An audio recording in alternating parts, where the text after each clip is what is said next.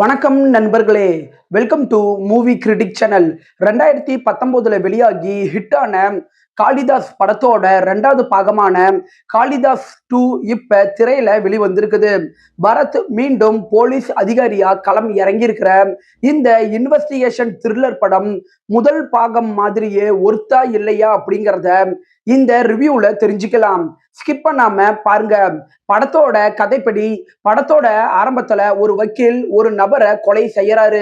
அதே நேரத்துல 500க்கும் மேற்பட்ட குடும்பங்கள் வாழற ஒரு அபார்ட்மெண்ட்ல ஒரு சின்ன குழந்தை ஒண்ணு காணாம போகுது. இந்த கேஸை விசாரிக்கிறதுக்காக போலீஸ் ஆபீசரா இருக்கிற பரத் அங்க வராரு.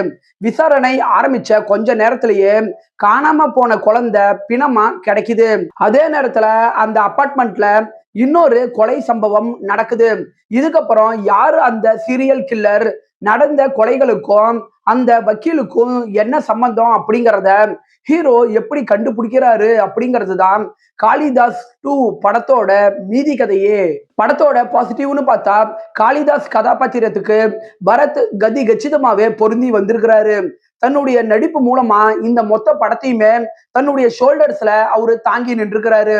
படத்துல லீடா நடிச்ச பவானி ஸ்ரீ மற்றும் நீண்ட நாள் இடைவெளிக்கு அப்புறம் திரையில வர சங்கீதா, இவங்களோட நடிப்பு படத்துக்கு நல்ல பக்கபலமா இருக்குது.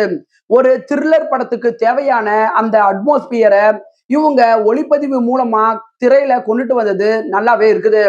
முதல் பாகம் மாதிரியே இந்த 2வது பாகத்திலையும் படத்தோட கிளைமேக்ஸ்ல மோட்டிவ் என்ன அப்படிங்கிறத ட்விஸ்டுக்கு மேல ட்விஸ்டா வச்சு இவங்க கடைசியில கொண்டுட்டு வந்தது நல்லாவே இருக்குது.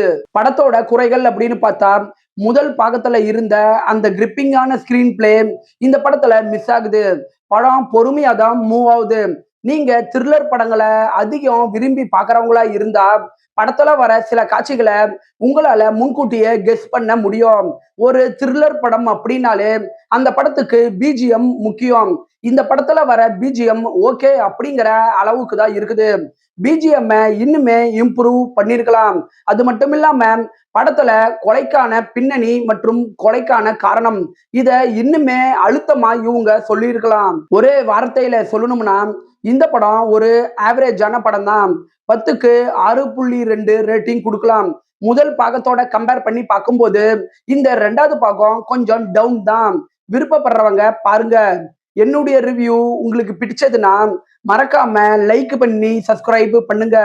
நான் அடுத்து போடக்கூடிய வீடியோஸ் மற்றும் ஷார்ட்ஸ் உங்களுக்கு உடனே வரும். உங்களோட கருத்துக்களை கமெண்ட்ல பதிவிட மறந்துடாதீங்க. நாம வேற ஒரு வீடியோல சந்திக்கலாம். அது வரைக்கும் நன்றி, வணக்கம்.